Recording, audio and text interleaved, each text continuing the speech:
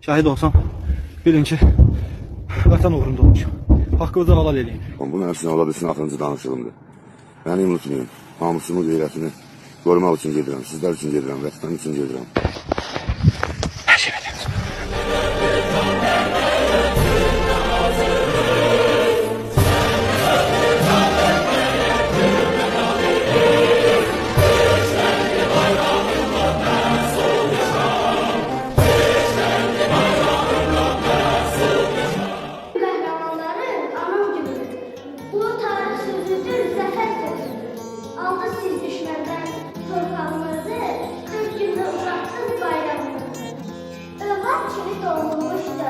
Şehit olup getdim nicat.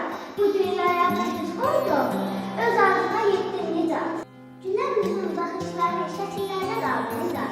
Vətən eşqi, torpaq eşqi səni bizdən aldı nicat. Şücaətin dastan olur, hər kəsdən aldı nicat. Bir tək anam dözmürlərdə, həsrət ilə yanır nicat. Basın o torpağa, orada şəhid nəfəsi var. Qan qarışmış o torpağa, dönmüş şəhid həvəsi var. Qurban olun, yavaş gəlsin, o dağlarda, o daşlarda. Qara uşağına gelir ananın, dağlar boyunca yarasılar. Qurban olun, ana torpaq, bəlkə bucaqla sən balanı, güllələyin şəhidimi, evdə körpə balası var. Deyir, taşda deyir, yavaş salmış siqnalları, bir anamın, bir adamın, bala deyən narəsi var. Yaman tutdular, silahını aldırır. Nərəsi düşmanların alını yardırır.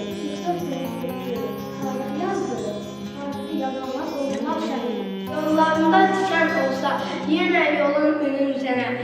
Ana vətən, qurban olsun zalim sənə.